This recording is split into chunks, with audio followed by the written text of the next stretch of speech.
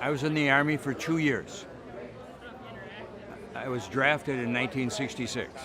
And what memories have stuck with you 50 years later?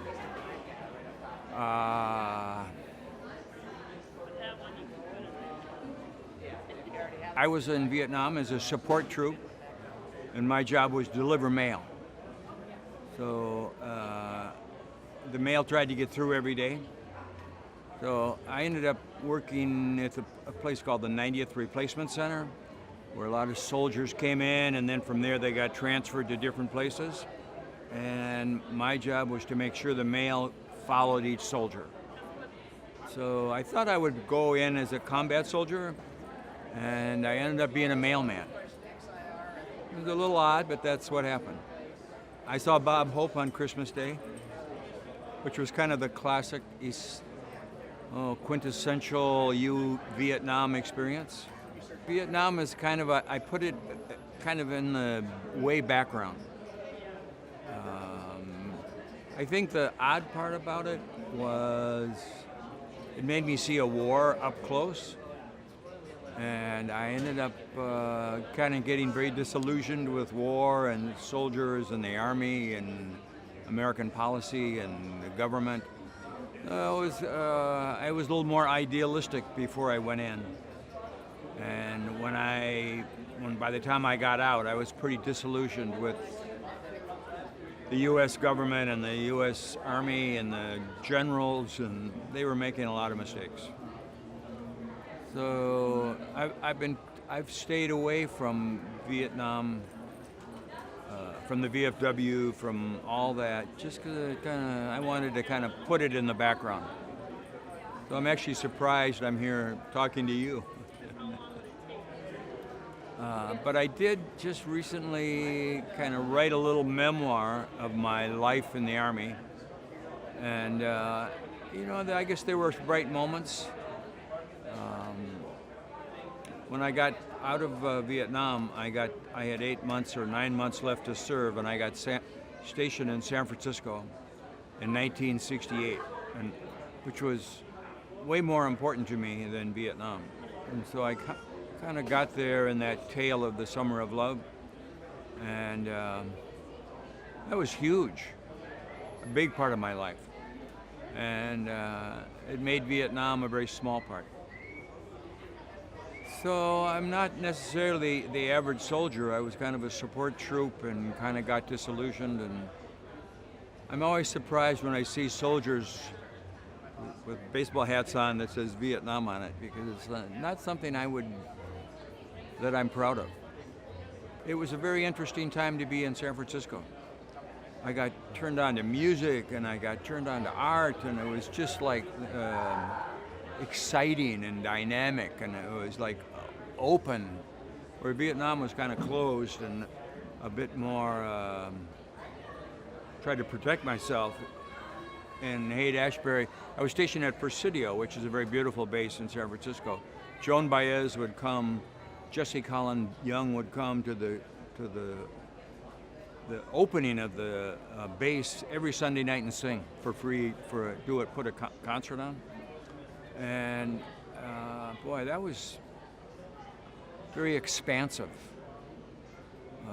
And I got turned on to, I became a hippie after that, stayed in California.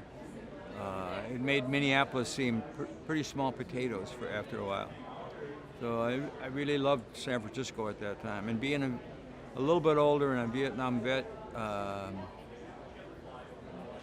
gave me a little different insight into San Francisco. And I ended up going back. I used my GI Bill and went back to art school in LA, and stayed in California for a couple of years. So that was San Francisco was a much more at Presidio, much more formative time of my life. I learned a lot. Actually, when I got out of the service, or right at the end of the service. In the Army, they kind of keep you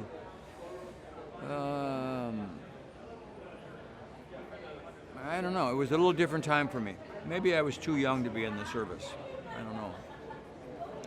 But, and I wish I hadn't gone.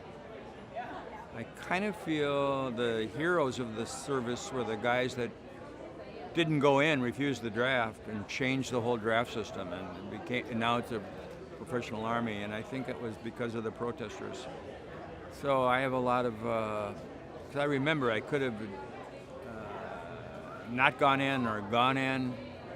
I thought it was patriotic to go in, and now I feel the opposite. So it's kind of my story. Actually, mail and ammo had the highest priority in Vietnam. And so we tried to get mail delivered 6-7 days a week. And we would also get mail to G.I. Joe. I think Ann Landers or Abby put in her column, if you want a pen pal, this went all over the world. So we would get from some 7th grade English class in Buenos Aires to G.I. Joe, Vietnam. We would like a pen pal. And so I would get all these letters, and I would give them to soldiers who didn't get mail. So all of a sudden, a lot of soldiers had pen pals with people all over the world. So that was very cool.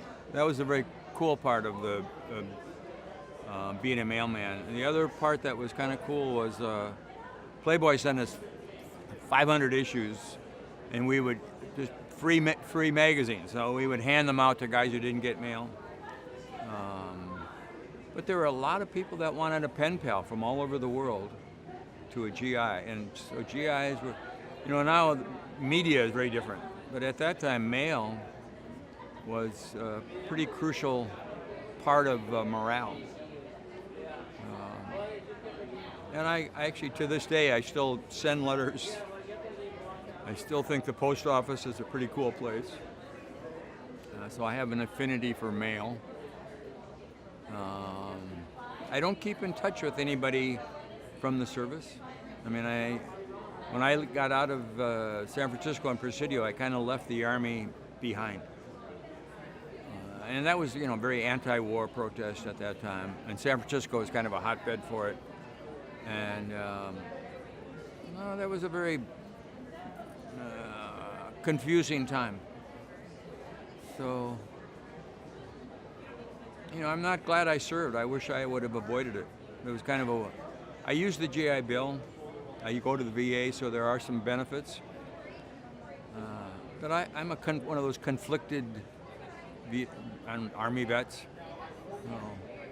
I've gone to a couple VFW halls, and I just couldn't kind of get into it.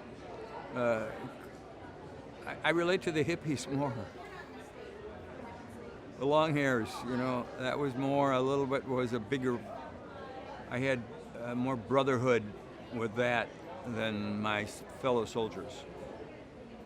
I don't know what that says about me, but I think just my Army experience was not necessarily it was just bizarre.